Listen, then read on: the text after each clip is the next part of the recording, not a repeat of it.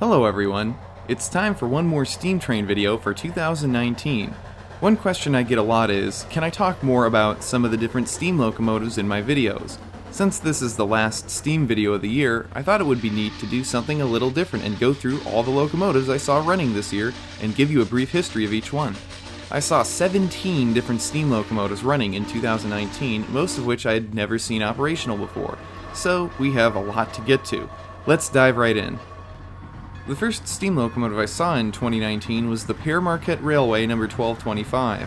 This is a big 284 Berkshire type locomotive that ran all over the upper Midwest from the time it was built by the Lima Locomotive Works in 1941 until it was retired just 10 years later in 1951. 1225 was donated to Michigan State University in 1955 and placed on display. It was restored to operating condition in 1985 and since then has had a successful second career pulling mainline excursions. Today, it is stored and operated out of Owasso, Michigan by the Steam Railroading Institute. An interesting fact about the 1225 is that it was actually the basis for the train seen in the book The Polar Express by Chris Van Allsburg and later in the CGI movie of the same title. After visiting the 1225 in Owasso, I traveled to Flint, Michigan to see two steam locomotives operating on a short tourist line known as the Huckleberry Railroad. The first locomotive, Denver and Rio Grande number 464, was built in 1903 by the Baldwin Locomotive Works as a 282 wheel arrangement K27 class Mikado locomotive. It pulled freight and passenger trains over the rails of the Rio Grande narrow gauge system, finishing off in the early 1960s as the Durango, Colorado yard switcher. It was retired and sold to Knott's Berry Farm Theme Park in Buena Park, California, where it was supposed to pull trains around the park. That is, until it was discovered that the locomotive did not like to turn too well around the tight curves on the Knott's Berry Farm track. It was sold to the Huckleberry Railroad in 1981 and returned to operation in 1989. The other locomotive at the Huckleberry Railroad is Alaska Railroad number 152. This is a 460 type narrow gauge locomotive built by the Baldwin Locomotive Works in 1920.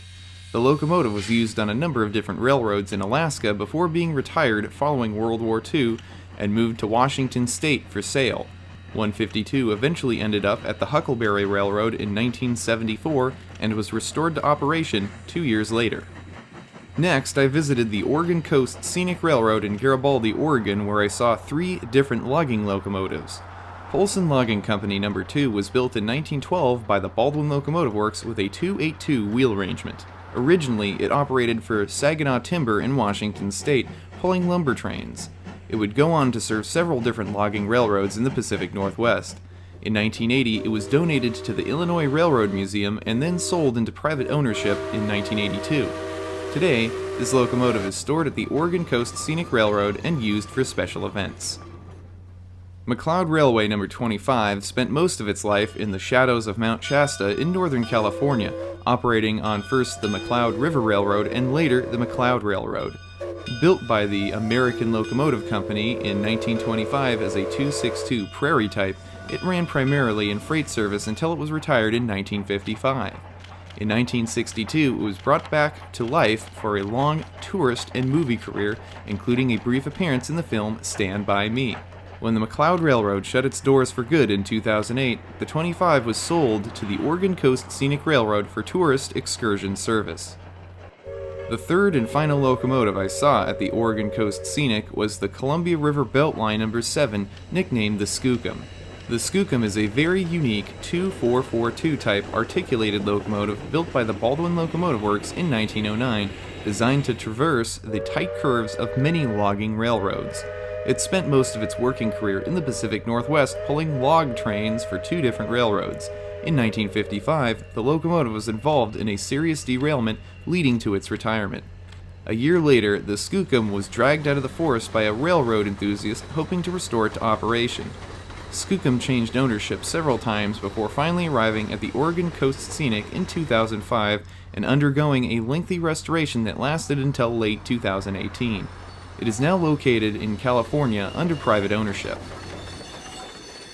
Next, I was off to Durango, Colorado to see Southern Pacific Narrow Gauge No. 18. This locomotive operated on the Southern Pacific Narrow Gauge system out of Awenio, California. It was built in 1911 by the Baldwin Locomotive Works with a 460 wheel arrangement for the Nevada, California, Oregon Railway, sold to the Southern Pacific in 1926, and retired from service in 1955, at which time it was donated to the town of Independence, California. Restored to operation in 2017 by the Carson and Colorado Railway Group, the number 18 was in Durango for oil fire testing in preparation for the Durango and Silverton's conversion of some of their locomotives from coal to oil for fuel.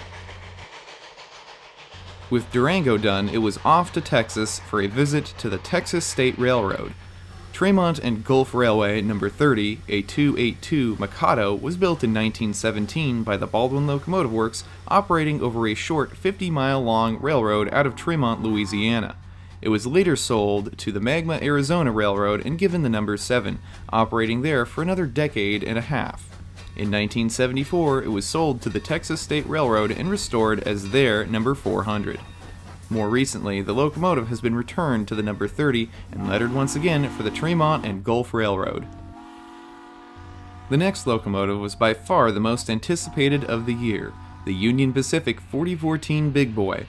As I mentioned in my 2 videos I did this last year about the locomotive, the 4014 is the largest steam locomotive operating in the world. It was built in 1941 by the American Locomotive Company, also known as ALCO, to pull long freight trains over the mountains of Utah and Wyoming. This 4884 wheel arrangement locomotive was among the largest ever constructed in the world. It was retired in 1959 and donated to the Rail Giants Train Museum in 1961, where it was displayed for over 50 years. In 2013, it was reacquired by the Union Pacific to join their heritage fleet of locomotives. Restoration on the Big Boy finished in the spring of 2019, just in time to pull a special excursion from Cheyenne, Wyoming to Ogden, Utah for the 150th anniversary of the completion of the Transcontinental Railroad. Along with the Big Boy on this excursion was the Union Pacific 844, a 484 Northern type. It was built in 1944 by ALCO and was the last new steam locomotive purchased by the Union Pacific Railroad. It was used in both passenger and freight service until the end of steam on the Union Pacific in the late 1950s. However, unlike other steam locomotives, the 844 has the distinction of being the only steam locomotive to never be retired from service by a major freight railroad. Instead, 844 became part of the Union Pacific's Heritage Fleet program and has been traveling around the Union Pacific system as a public relations tool ever since. Also as part of the 150 Transcontinental Railroad celebration, the Union Pacific 119 and Central Pacific 60 were fired up for display at the Golden Spike National Historic Park. These are both replicas of the original locomotives at the completion ceremony. They were built in 1979 by O'Connor Engineering Laboratories in Costa Mesa, California for the National Park Service. In the fall, I traveled to the Strasburg Railroad in Pennsylvania for the Norfolk and Western Steam Locomotive Reunion. The starring attraction, Norfolk and Western number 611, was built by the Norfolk and Western Railroad in 1950 as a Class J 484 locomotive in their shops in Roanoke, Virginia. The 611, a streamlined passenger locomotive, pulled trains over the N&W until retirement in 1959. It was moved to the Virginia Museum of Transportation in Roanoke until 1982, when it was brought out of retirement by the newly formed Norfolk Southern Railroad for their original steam program. When the program was discontinued in 1994, the 611 was returned to the museum, where it spent the next 20 years until once again being restored for excursion service in 2015.